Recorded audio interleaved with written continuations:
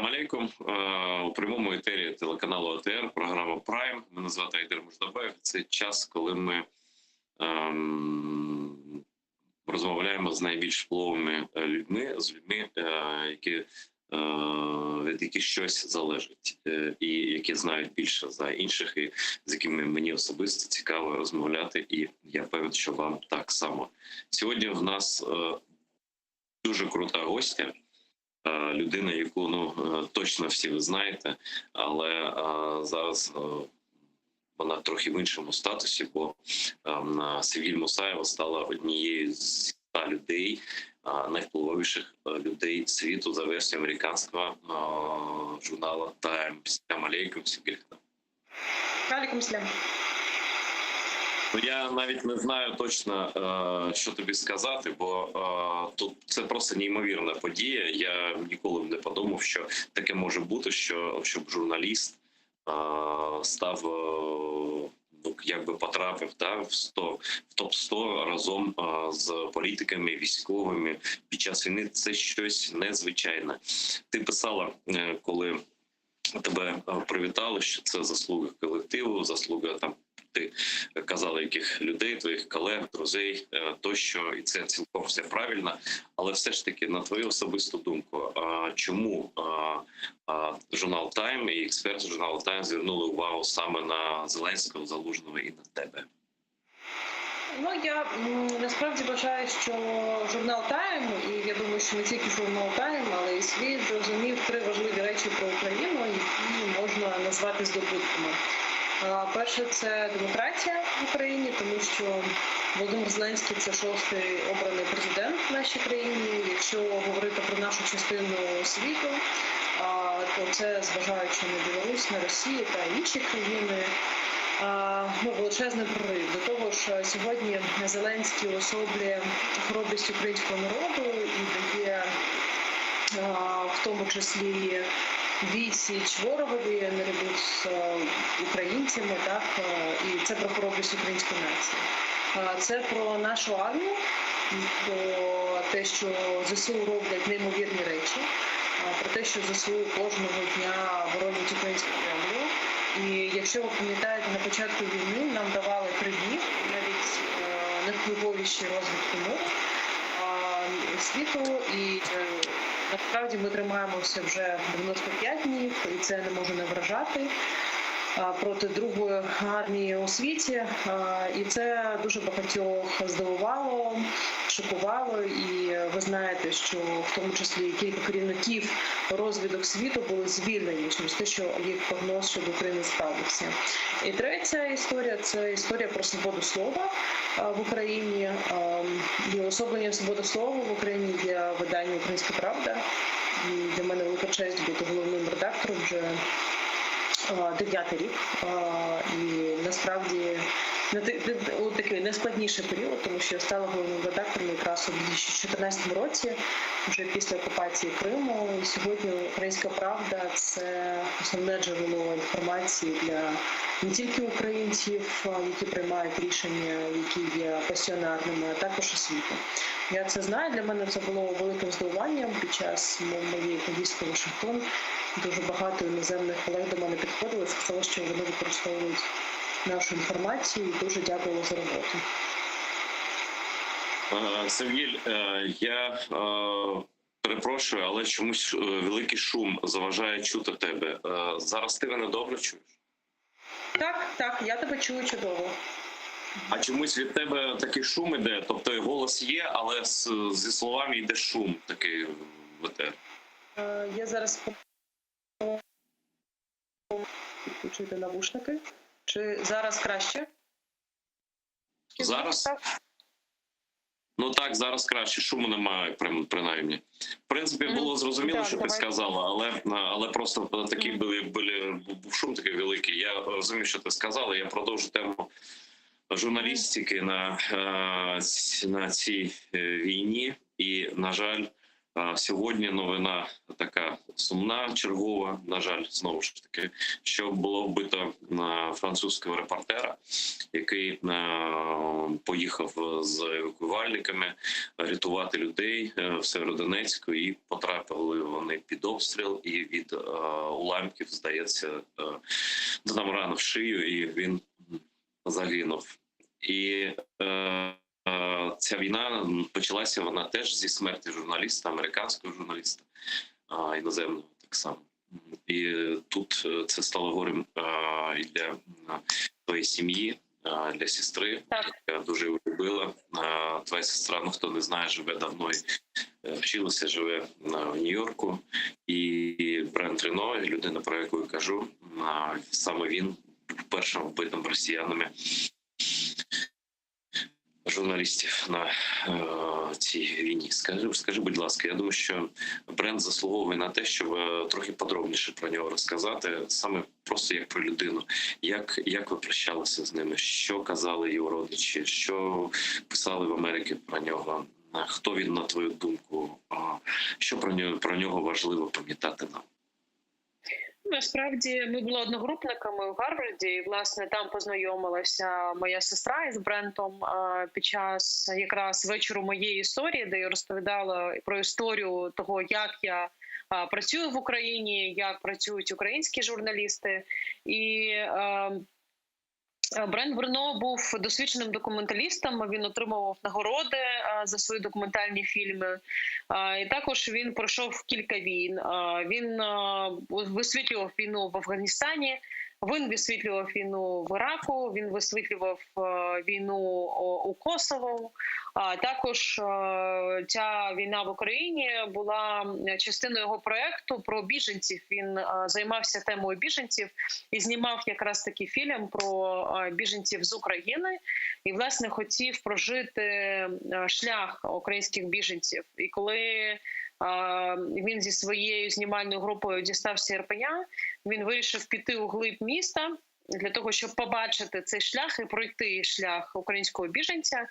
І наскільки ми знаємо, наскільки ми розуміємо, також багато біженців, на жаль, через обстріл росіян не змогли вийти з своїх міст, не змогли врятуватися, тому що росіяни розстрілювали мирних мешканців. І мені здається, в цьому є деякий символізм, що журналіст, який хотів пройти шлях біженця українського, шлях людини, яка залишає своє місто, потрапив під обстріл ворожої техніки. Ми прощалися з Брентом 26-27 березня, і найцікавіше, що наступного дня, після того, як це сталося, був звільнений Ірпінь. І, звичайно, це було також дуже сумно. На похорони приїхало дуже багато його друзів, мої одногрупники з Гарварда. І ти знаєш, я можу сказати, що про людину, коли вона помирає, дуже часто кажуть, що це був унікальна людина, він був унікальний. А насправді про Брента це не перебільшення, тому що він був дуже емпатичний, він дуже співчував, він проникся трагедією кримськотатарського народу, його цікавила Україна, він зрозумів дуже багато речей про Україну, коли приїхав сюди, і коли побачив українців. Він казав, що він ніде не бачив такого спротиву, такої кількості людей, які чинять спротив, тому що фактично кожен в Україні був партизаном. І водночас він казав, що ніде не бачив такої брутальності. І для мене теж зараз багато людей називають цю війну безпрецедентною. І насправді я з цим погоджуюся. Ця війна є безпрецедентною в історію і дуже страшною, тому що на ній гинуть навіть такі досвідчені журналісти, які пройшли кілька воєн, як він, як Брент Рено. Ну, тобто, ти хочеш сказати, що це війна без правил, без жодних правил, війна, яка ведеться з якоюсь там маніакальністю, з безсенсовною абсолютно, з нашого, якби по нашому розумінню, жорстокостю, звірством. А чим ти пояснюєш це? Сама особисто. Ти ж писала, я пам'ятаю, про Бучу, коли там така була в тебе колоночка невелика. У тебе була там одна версія своя така. А ось зараз що ти думаєш? Бо ж це вже не лише Буча, це повсюду вони однаково поводяться, і це насправді навіть, на мою думку, знову ж таки, це не нагадує навіть терористів. Терористи, вони якусь там сверхідею просувають десь там і своїми там злочинами, вони її підтримують. А тут іноді мені здається, що це злочин заради злочину, жорстокість заради жорстокості, маніакальність, яка присутня як у Путіна, так і в тих людей, які безпосередньо вбивають, гвалтують тощо. Що ти думаєш, твої відчуття? Це про ненависть, безумовно. Це про ненависть, яка є у росіян, і яку вони відчувають по відношенню до українців. І це, звичайно, геноцид. І сьогодні Україна веде, і українці ведуть цю війну за можливість існувати. За можливість існувати як країна, за можливість існувати як нація. І я проводила паралелі, я про це дуже багато казала, що фактично зараз світ побачив, що робила Росія у Чечні. Просто, на жаль, тоді про цю війну розповідало небагато людей, серед них Анна Політковська, відома російська журналістка. І коли я читала її книгу «Другочеченська», я плакала від розуміння, наскільки світ на той час залишався мовчазним щодо чеченської трагедії, до трагедії чеченського народу. Зараз ці трагедії відбуваються у такому масштабі, тому що Чечня менше, тоді був інший розвиток соцмереж, інтернету. На той час було дуже складно діставати інформацію, дуже складно перевіряти. А українська війна – це перша війна, яка ведеться фактично онлайн, із величезною залученістю медіа, із тим, що ти бачиш, що відбувається тут і зараз, ти відчуваєш все це. Це унікальність цієї війни. Другий масштаб території, масштаб руйнувань. Мені багато військових експертів, журналістів, з якими я зустрічалася за кордоном, яких я знаю зі свого навчання, вони казали, що вони ніде не бачили в жодній країні світу в останні 50 років такого. Напевно, з часів Другої світової війни світ не знав такої ненависті, такої кількості жертв, такої жорстокості по відношенню до мирного населення. І насправді всі дуже-дуже здивовані тим, що зараз відбувається. Вони по-новому дивляться на Росію, тому що, на жаль, були сентименти, було бачення, що з Росією можна мати справу, було нерозуміння. Зараз це розуміння, врешті-решт, воно приходить, але не до кінця. І я хочу сказати, що світ дуже розділений цією війною так само, зважаючи на те, що ти бачиш абсолютно різну реакцію. Ось кілька днів тому я, наприклад, включалася в ефір італійського телеканалу, і мені розповідали про те, що ви маєте підписати якусь угоду, ви маєте піти на поступки Володимиру Путіну, і взагалі щодо того, що у нас страждають нібито проросійські, не проросійські, а лідери опозиції, маючи на увазі Віктора Медведчука, і так далі. Тобто розуміння зла пройшло не до всіх, на жаль. Тобто я не знаю, що ще має трапитися, що ще має світ побачити для того, щоб він врешті-решт зрозумів, що ми маємо справу із фактично тим, що робила нацистська Німеччина у роки Другої світової війни. І уявіть, якщо б союзники не прийняли рішення, наприклад, просто ліквідувати гітлерівський режим, щоб він капітулював, а намагатися і далі вмовляти ті країни, які він захопив, піти на якісь територіальні поступки, дати якусь територію і так далі. А зараз ми наблюдаємо якраз це. Тобто розуміння, що це аналог гітлерівської Німеччини, і це страшна взагалі гримаса історії, його немає поки що у всього світу, у всіх країн.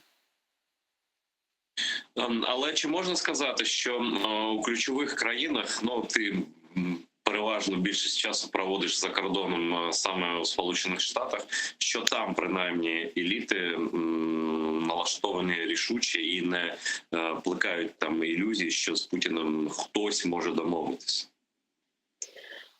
Ти знаєш, все залежить від обізнаності людей. Я зустрічалася з сенаторами, конгресменами, які дуже добре розуміються на питанні України, які є нашими адвокатами, є нашими захисниками, які роблять усе можливе для того, щоб отримувати гуманітарну допомогу, для того, щоб для нас діставати якусь зброю. І водночас ти зустрічаєшся з людьми, які ставлять тобі дуже дивні питання стосовно, особливо після виходу едіторіалу New York Times, стосовно того, що, можливо, ви все ж таки подумаєте і зможете поступитися частиною території, тому що це дуже складне питання. В Сполучених Штатах інфляція, у нас зростає бейбі-формула, у нас напередодні вибори, і ви маєте розуміти, що дуже довго світ, на жаль, не зможе підтримувати Україну. Ну, тобто, ця риторика лунає, і все залежить від нашої адвокаційної роботи в тому числі. Тому що наші депутати, наші офіційні якісь спікери, наше civil society, тобто громадянське суспільство, вони проводять цю роботу, яка є дуже важливою, яка допомагає залучати все більше і більше адвокатів, більше прихильників на український бік. Твоє особисте ставлення до ситуації щодо колишнього президента Порошенка, який з третьої спроби все ж таки його відпустили за кордону відрядження, і до ситуації щодо ситуації навколо воєнного журналіста Юрія Бутусова. Чи це допомагає Україні такі речі, чи ні зараз? Ви знаєте, мене дуже складно запідозрити у якійсь симпатії до Петра Порошенка, і видання «Українська правда» так само. Але виходячи з ситуації, яка є сьогодні в країні, звичайно, такі речі робити, які відбуваються зараз з перетином кордону, з тим, що є офіційний дозвіл на те, щоб залишити країну, це неприпустимі речі, які точно не допомагають країні. Так само і оприлюднення свідчень Віктора Медведчука, вони також не викликають довіри серед українців. Я думаю, що можна знайти точно кращий час для з'ясування якихось речей, хоча я розумію, що питання до Петра Олексійовича з боку правоохоронних органів можуть бути, але потрібне дуже якісне розслідування, а не там публікація свідчень Віктора Медведчука, який зараз готовий, мені здається, сказати що завгодно. Щодо журналіста Юрія Бутусова, ми розуміємо, що він є давнім критиком влади, він є обізнаним у військових воєнних справах, він є другом наших військових, наших добровольців, наших волонтерів на фронті. І для мене особисто та інформація, яку публікував Юрій Бутусов, є важливою. І, звичайно, жодним чином депутат президентської фракції Мар'яна Безугла не може робити те, що вона робить, фактично змушувати Службу безпеки України щось чинити по відношенню до журналіста, який зараз працює на фронті. Це не є припустимим. І я би хотіла сказати, що насправді за нами дуже зараз уважно стежить щодо нашої заявки на членство в ЄС. Я спілкувалася в тому числі, ви сказали, Айдар, що я там у Сполучених Штатах час проводжу, але я так само спілкуюся з європейськими політиками, європейськими дипломатами, які зараз повертаються до країни. І вони кажуть, у них є занепокоєння щодо того, вони хочуть слідкувати, вони хочуть стежити за тим, наскільки Україна буде розвиватися у демократичному руслі у наступні роки, для того, щоб ця заявка отримала позитивний наслідок, і цим у підсумку Україна отримала членство. І питання політичної конкуренції, питання свободи слова, питання вільної економічної політики, а також верховенства права є базовим питанням для того, щоб наша країна мала мати якесь європейське майбутнє.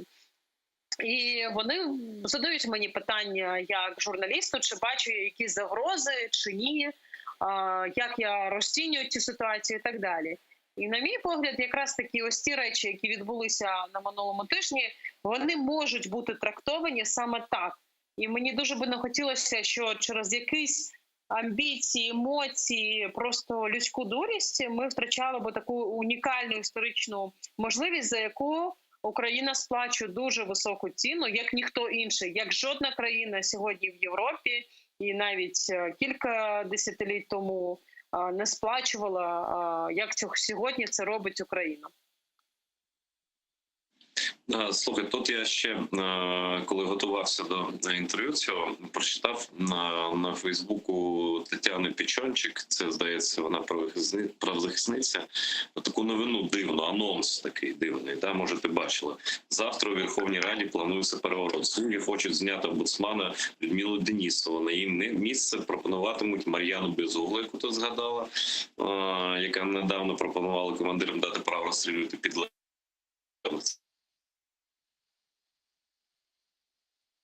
Тетяна. Інші два кандидати – Олександр Качура і Микола Тищенко. Я далі не буду. Далі Тетяна пише, що вони там не дуже добре ставлені до діяльності Денісової, є особисто, так? Але вона не розуміє, навіщо все це, що це за політичні ігри під час війни, на твою думку. Ну, дивись, я теж... Алло, мене чути? Так, далі. Так. Я насправді теж не можу сказати, і мене теж дуже складно запідозрити у таких симпатіях. Ну, тобто, я критично ставлюся до того, що робить Людмила Денісова, зважаючи на те, що було звернення медійниць минулого тижня щодо того, як вона пише про сексуальні злочини і так далі.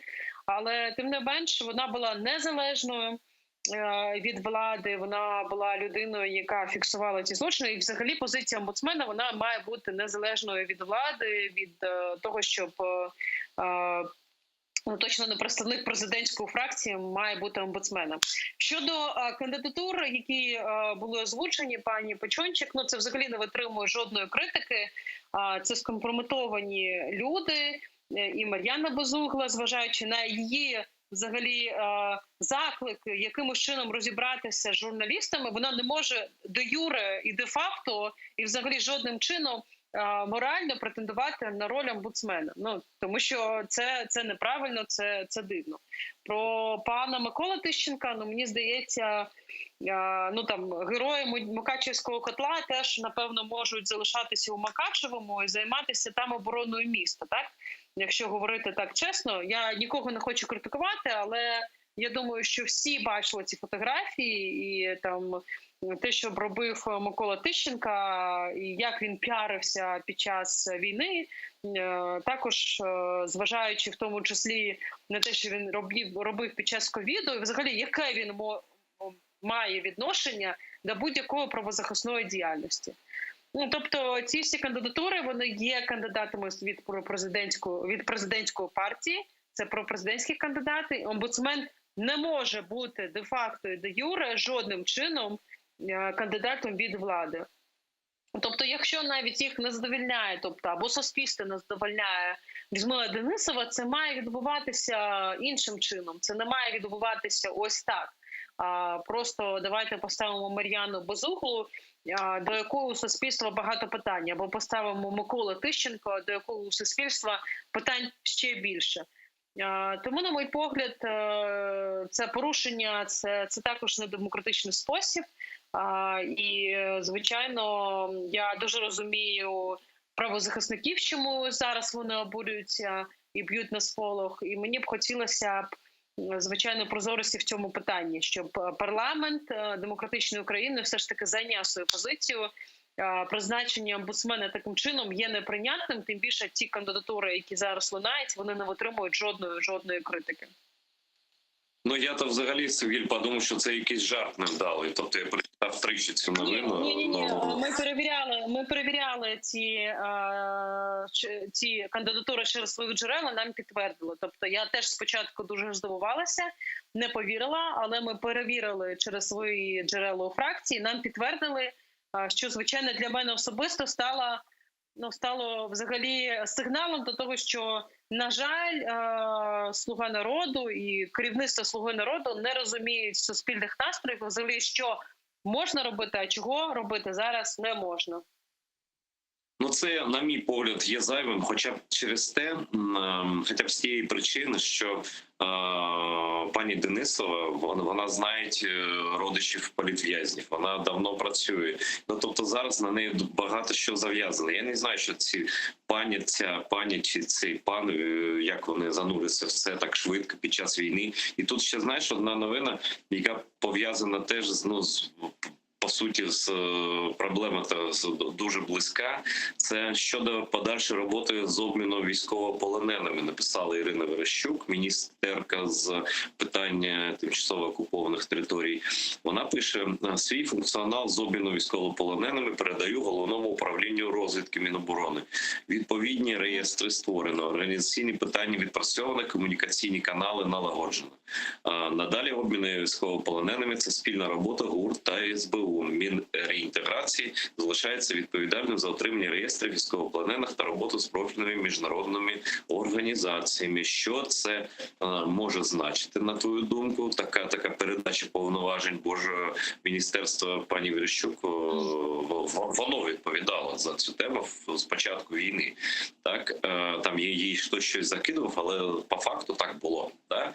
І зараз просто абсолютно така зміна. І одночасно ми бачимо кадри з нашими героями з Азовсталі, де вони дуже гідно поводяться, але ми бачимо, як використовує їх полон російська пропаганда. Там записують інтерв'ю для пропагандистських каналів тощо, але не про це, а про те, що проблема нікуди не зникла і наших людей треба визволяти. Там і Тайра, Юлія Паєвська і багато ще людей. Що це значить? Що ти знаєш про це? Як може це вплинути на долю людей? Я знаю єдине, що азовці, які перебували, тобто гарнізон Маріуполь, в них були питання щодо Ірини Верещук та її діяльності. Вони критично висловлювалися щодо її роботи, щодо її діалогів, в тому числі і з командиром полку Азов Денисом Прокопенком. І наскільки я розумію, в тому числі озвучували це прохання, тобто прохання її усунути з боку перемовин, з боку України у перемовинах, тобто ці прохання лунали з їхнього боку. Тобто була критика якась на її адресу.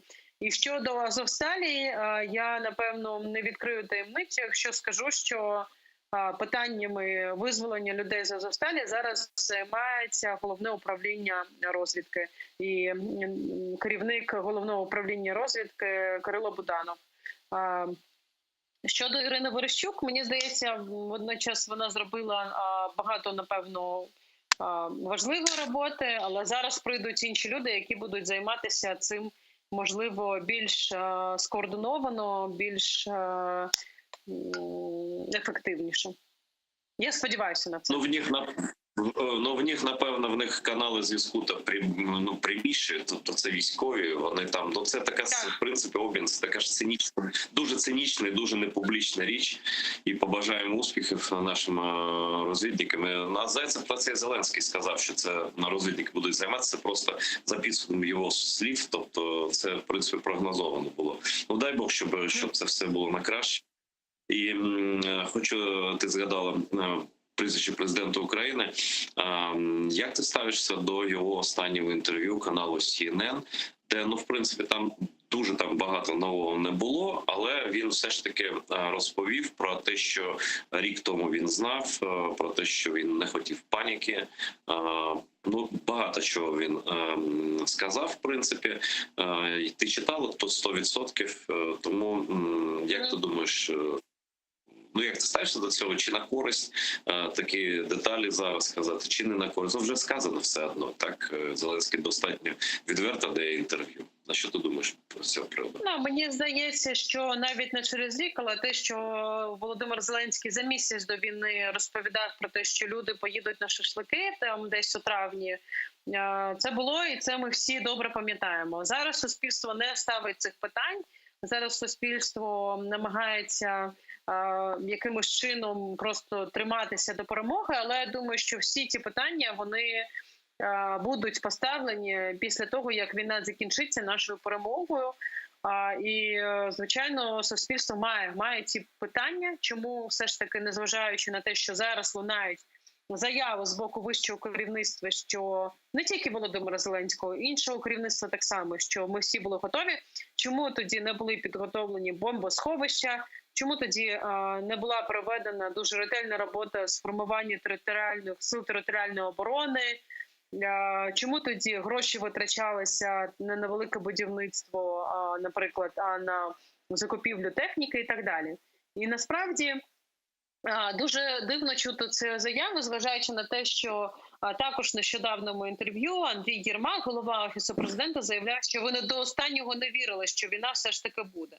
Тобто, потрібно визначитися все ж таки. Да? Тобто, я розумію, що напевно, якась інформація з цього боку лунала, але водночас із тим я розумію, що вище керівництво держави до останнього не вірило, що це є можливим. Тобто їх все ж таки в них була думка, що Росія цього не зробить, що Росія не піде на цей шлях, незважаючи на те, що союзники надавали інформацію, надавали розвіддані, які свідчили абсолютно про протилежне. В цьому, напевно, немає, тобто, звичайно, є до цього питання. Я розумію, що, в принципі, така сама реакція була і з боку населення, тому що населення також, зважаючи на те, що я чула від своїх знайомих, від багатьох людей, вони також не до кінця вірили в те, що це станеться, в те, що така велика війна, така кровопролитна війна можливо у 21 столітті. Це, звичайно, нова реальність, але це не знімає питань, які рано чи пізно суспільство поставить і буде вимагати відповідей на ці запитання.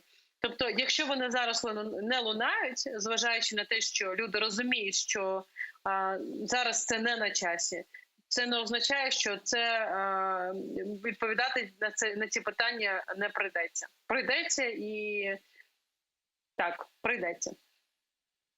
Тобто зараз це, якщо все підсумовувати, звучить так: знали, але не вірили, так? Так, я думаю, що саме такою була ситуація. Тобто, я думаю, що про те, що буде війна, знали, і розвіддані про це свідчили, але до останнього ані населення, ані вище керівництво держави не вірило в те, що така війна є можливою. Зараз я хочу запитати в тебе, як найбільш поважну, напевно, людину в журналістському середовищі. Я це кажу відверто, це не комплімент, ніякий, просто я бачу це. Це розуміють і люди за кордоном. Як ти бачиш все це дуже широко? Бачиш всю картину цілком. Що ти вважаєш, нам треба робити на медійному фронті? Це так і є, в принципі, так?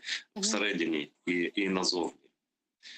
Це найголовніше, на твою думку. І чого точно нам не треба, не на часі робити зараз, як в медіа всередині країни, як атаки я кажу щодо меседжів, які лунають від наших людей, там чиновників, інших там звучать назовні, їх коментують, там обговорюють.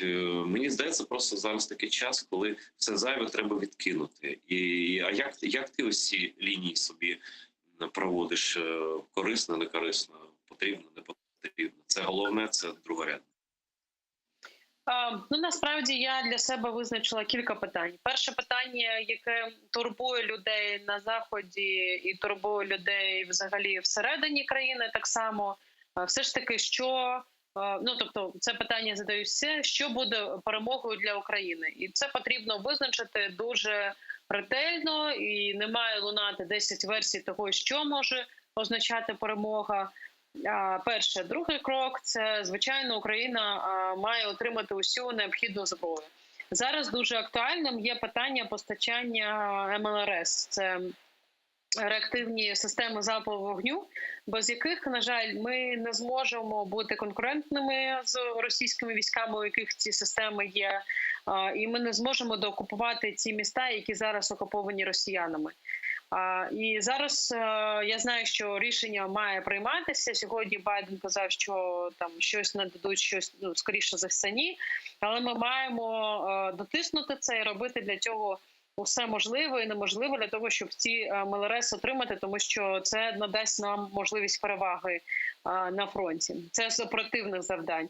Щодо довгострокових завдань, це безумовно дві важливі речі.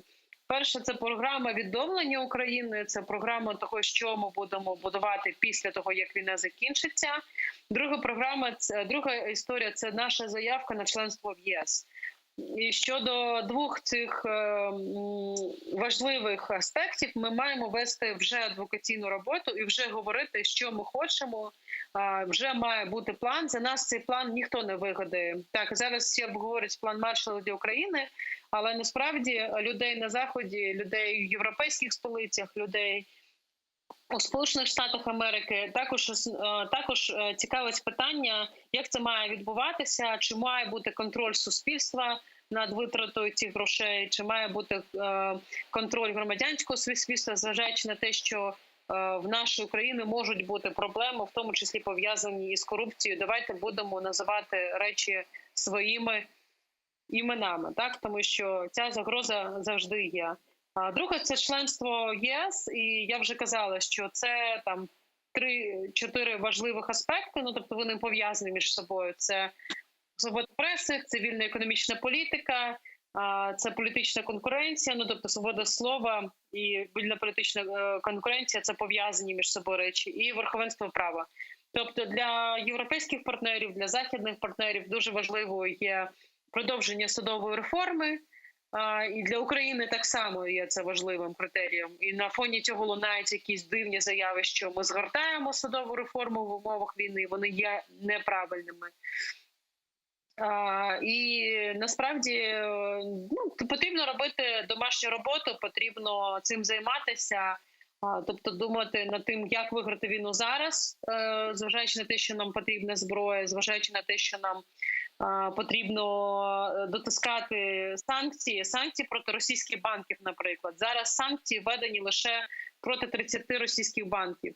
Нам потрібно домогтися і достукатися і зробити все можливе, щоб санкції були введені проти всіх 300 російських банків і далі тримати цей фронт. Тому що я особисто в Вашингтоні зустріла у фоє готелю російських опозиціонерів, які також, як і представники громадянського українського суспільства, були в Вашингтоні. Я знаю, про що вони говорили на зустрічах із сенаторами. Вони просили про те, щоб санкції пом'якшили. Вони просили про те, щоб санкції щодо MasterCard, Visa були зняті. Вони просили про те, щоб були зняті санкції щодо можливості монетизації Ютубу та Фейсбуку та Інстаграму для російських користувачів. Тобто ця робота ведеться, і наряду з цією роботою має вестися дуже велика адвокаційна робота з українського боку, в яку будуть залучені не лише представники влади, але й громадянського суспільства, і журналісти, і інші активні громадяни своєї країни. Слухай, на твою думку, до кого зараз ступінь довіри вище? До нас, умовно, до тебе, до інших українських людей, яких знають на Заході, в Америці, чи до російських опозиціонерів, яких ти згадала, не по іменах, але я зрозумію приблизно про кого йдеться, які там просто не вилізали. Звідти я знаю, що вони дуже їх знають добре. Але зараз щось змінилося, чи плекають ще ілюзії про якусь прекрасну Росію, ще не переконався в тому, що, в принципі, більшість населення Росії, вона підтримує війну. На жаль. Відповім так, що на зустрічах мені доводилося чути про те, що не всі росіяни однаково погані, що є хороші росіяни, які підтримують Україну, які є опозиційними. І на той час я ставила одне просте питання. Чому ці росіяни, які є хорошими, виїжджаючи зі своєї країни у Берлін, у Грузію, у інші країни, тобто вони залишають в Арабські Емірати, вони не йдуть до посольства своєї країни, вони не йдуть до посольства нашої країни, України, так?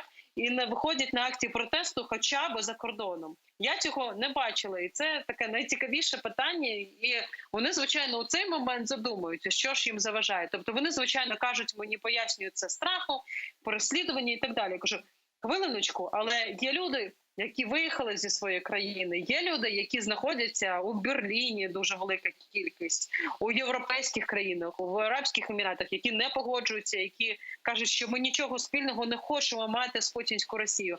Але я не бачила жодної акції російської опозиції на підтримку України в цих європейських країнах, незважаючи на те, що там є іноді тисячі цих нових політичних біженців з російської сторони. І так само я не бачила і не чула від політичної опозиції, від російської опозиції, яка приїжджає до Вашингтону, закликів надати Україні зброю для того, щоб дефіт, тобто як це перекладати, перемогти Путіна, так, для того, щоб його позбавити, так, вони не просили про це. Вони просять про пом'якшення санкцій. Вони не просять погіршити санкції проти російських олігархів чи російських лідерів. Вони просять пом'якшити санкції щодо фізичних осіб і росіян. І це є відповіді на запитання. Ну, ти ж бачиш, крім тих таких статутних опозиціонерів, які, правда, не мають жодної позиції, жодної сили, не можуть вивести нікого навіть в західних столицях. Я можу пригадати лише Ігоря Ейдмана, це двоюрідний брат Бориса Немцова, який давно вже в Берліні з невеликою, на жаль, кількістю людей, і вони разом з українцями там виходять на акції на підтримку кримських татар. Україну так було, і так є, і так. Але він один такий. Я просто інший, майже один. Там може там в Лондоні є ще там Андрій Сидельников. Там і все. В принципі, це одиниці. А по-друге, теж бачиш, як Кремль використовує діячів культури, так званих, випускає цих режисерів, які кажуть, знімайте санкції з Абрамовича, тому ж він Звягінцев у цьому фінансував його фільми разом з Путіним з держбюджетом. Так? Це того Серебреннікова, я навіть бачу їх прізвище, відкомендую, його завдання в Каннах пояснювати, які хороші. Я тобі хочу сказати, що у росіян є дуже цікава особливість, тобто навіть росіяни, які не є, фактично підлеглими цього путінського режиму, кремлівського режиму, вони є, обслуговуючим персоналом російських олігархів. Тобто, і насправді інтелігенція, якраз таки російська, вона, якщо не служить Кремлю, то вона отримує гроші зі сторони російських, з боку російських олігархів, і потім захищає їх ось так, як зробив це режисер Кирило Серебренніков, який, як ми знаємо, був совістю нації, який переслідувався владою за якесь розхищення, проти якого також підписували українські діячі культури, здається, також якісь листи на захист і так далі. Тобто різниці в цьому немає, в цьому є, напевно, лише бажання служити або режиму, або російським олігархам, у яких є гроші. Абсолютно. Останнє запитання, яке я хочу поставити, дуже швидко час минає. Залишається 3 хвилини, навіть менше.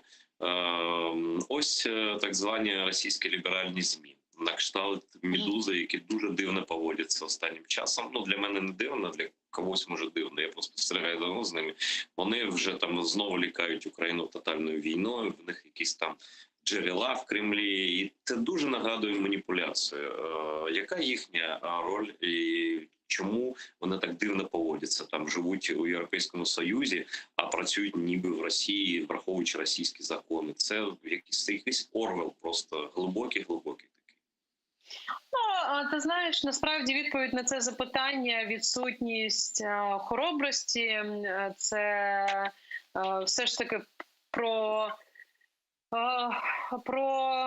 Ти знаєш, кілька днів тому я була у Ризі і зустріла і слухала виступ головної редакторки якраз «Медузи» Галини Тімченко, яка розповідала про свою фандрейзингову кампанію, і я насправді не хотіла їй ставити питання, але хтось з українців і поставив питання, чому ви все ж таки, зважаючи на те, що ви вивезли всіх своїх співробітників за кордон, ви працюєте вже і збираєте гроші у своїх іноземних читачів, тому що росіяни вам не можуть перераховувати ті гроші, чому ви все одно продовжуєте писати цей вступ про іноземного агента? І відповідь мене настільки вразила, що я не могла промовчати, тому що вона сказала, що через те, що у якихось родичів, співробітників є іпотека у Москві, і через те, що великі штрафи за цю іпотеку, вони там продовжують це писати. Тобто, і у мене тут, якщо чесно, не залишилося жодних слів, тому що мого співробітника, наприклад, для розуміння, вбили батька у Бучі, російські військові, там інший співробітник там 13 днів просидів у Ворзелі без світла, без води. У інших співробітників постраждали будинки. Я кажу, ви взагалі думаєте, про що ви говорите, навіщо ви можете порівняти просто і так далі.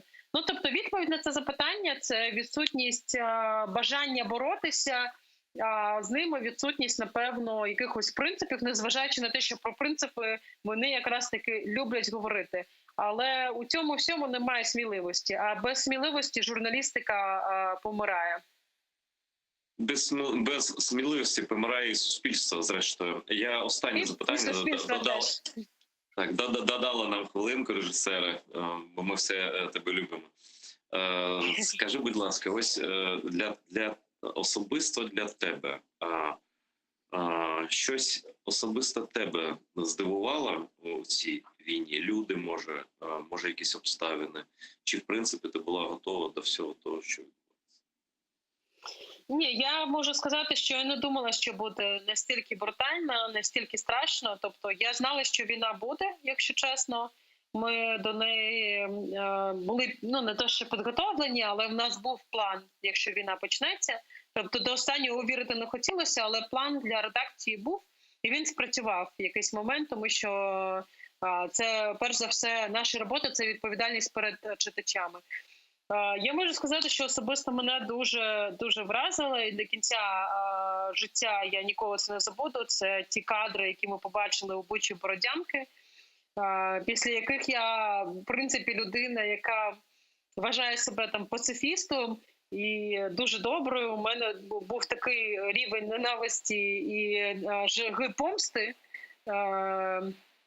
що я подзвонила католицькому священнику просто порадитися, чи зі мною все в порядку, чи можу я взагалі це контролювати якимось чином, тому що я згадала, що я дуже добре стріляю в школі, і хотіла піти там, тобто в мене були такі думки. Звичайно, я змогла себе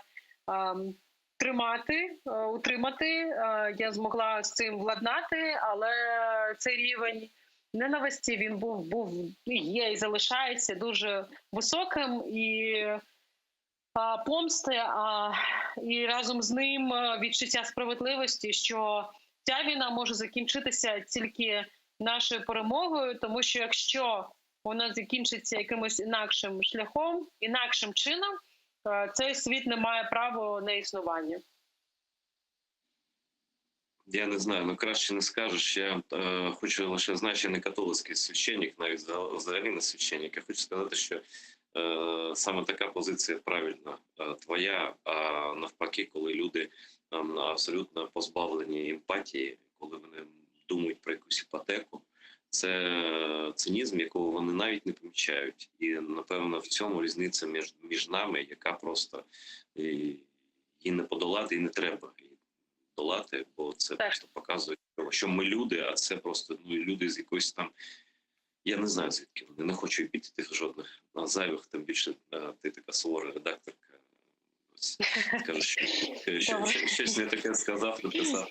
Дуже дякую тобі, ми дуже тобою пишаємося, твоїм колективом, твоєю роботою. Ну і ми теж, здається, маємо якусь частичку від того, що ти в житті робиш, і пишаємося тобою. І, до речі, повертайся в якісний ведучий на каналі. Може колись. Добре. Дякую тобі. Так, бувай. Гіль Мусаєва була У нас в гостях редакторка «Української правди», головна редакторка «Української правди». І я вдячний вам за те, що ви дивитеся ТР, бо у нас справжні люди, справжні гості, справжні запитання і справжні відповіді. Дивіться ТР. Далі. До нових зустрічей.